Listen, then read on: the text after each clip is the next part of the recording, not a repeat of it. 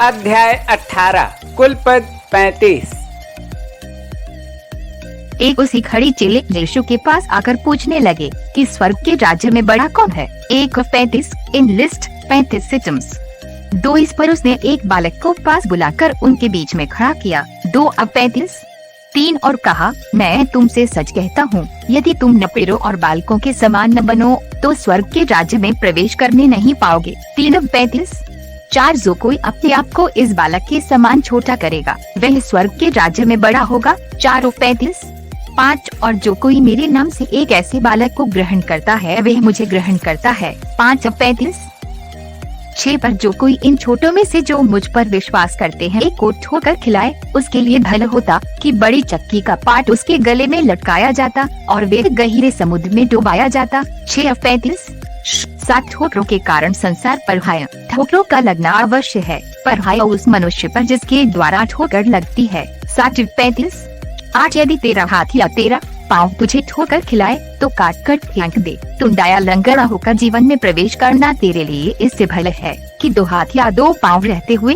तू अनंत आग में डाला जाए। 8:35 9 और यदि तेरी आंख तुझे ठोकर खिलाए तो उसे निकाल कर फेंक दे। 9:35 10 काना होकर जीवन में प्रवेश करना तेरे लिए इससे भला है कि 2 आंख रहते हुए तो नरक की आग में डाला जाए। 10:35 11 देखो, तुम इन छोटों में से किसी को तुच्छ न जानना, क्योंकि मैं तुमसे कहता हूँ कि स्वर्ग में उनके दूत मेरे स्वर्गीय पिता का मुंह सदा देखते हैं। 11:35 12 तुम क्या समझते हो, यदि किसी मनुष्य की 100 भेड़ें हों और उनमें से एक भटक जाए तो क्या 99 को छोड़कर और पहाड़ों पर जाकर उस भटकी हुई को न ढूंढेगा। 12:35 13 और यदि ऐसा हो कि उसे पाए तो मैं तुमसे सच कहता हूँ कि वह 99 भेड़ों के लिए जो भटकी नहीं थी इतना आनंद नहीं करेगा जितना कि इस भेड़ के लिए करेगा। 13:35 14 ऐसा ही तुम्हारे पिता की जो स्वर्ग में है ये इच्छा नहीं कि इन छोटों में से एक भी नाश हो। 14:35 15 यदि तेरा भाई तेरा अपराध करे तो जा और अकेले में बातचीत करके उसे समझा, यदि वह तेरी सुने तो तूने अपने भाई को पा लिया। 15:35 16 और यदि वह न सुने तो और 1-2 जनवरी को अपने साथ ले जा कि हर एक बात 2 या 3 गवाह के मुंह से ठहराई जाए। 16:35 17 यदि वह उनकी भी न माने तो कलीसिया से कह दे, परंतु यदि वह कलीसिया की भी न माने तो तू उसे अन्य जाति और महसूल लेने वाले के ऐसा जान।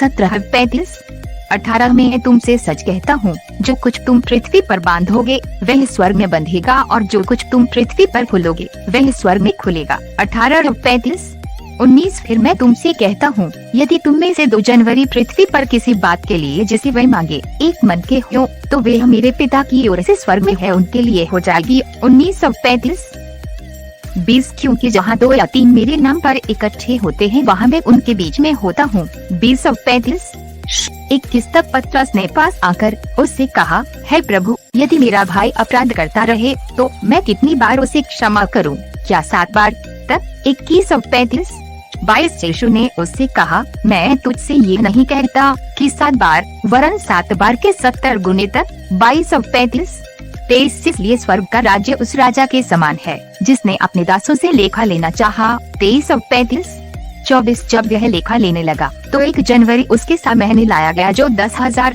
तोड़े धारता था। 24:35 25 जबकि चुकाने को उसके पास कुछ न था तो उसके स्वामी ने कहा कि ये और इसकी पत्नी और लड़के बाले और जो कुछ इसका है सब बेचा जाए और वे ही कर्ज चुका दिया जाए। 25:35 26 इस पर उस दास ने गिरकर उसे प्रणाम किया और कहा, हे स्वामी, धीरज धर, मैं सब कुछ भर दूंगा। 26:35 27 तब उस दास के स्वामी ने तरस खाकर उसे छोड़ दिया और उसका आधार क्षमा किया। 27:35 28 परंतु जब वह दास बाहर निकला तो उसके संगी दासों में से एक उसको मिला जो उसके 100 दिनार धारता था। उसने उसे पकड़कर उसका गला घोंटा और कहा, जो कुछ तू धारता है भर दे। 28:35 29 इस पर उसका संगी दास गिरकर उससे विनती करने लगा कि धीरज धर, मैं सब भर दूंगा। 29:35 30 उसने न माना परंतु जाकर उसे बंदी गृह में डाल दिया कि जब तक कर्ज को भर न दे तब तक वहीं रहे।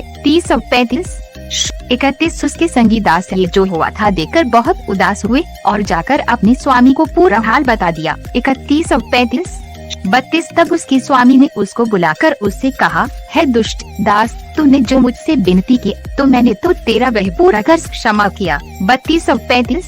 32 सो जैसा मैंने तुझ पर दया की वैसे ही क्या तुझे भी अपने संगी दास पर दया करना नहीं चाहिए था। 34 और उसके स्वामी ने क्रोध में आकर उसे दंड देने वालों के हाथ में सौंप दिया कि जब तक वह सब कर्जा भर न दे तब तक उनके हाथ में रहे।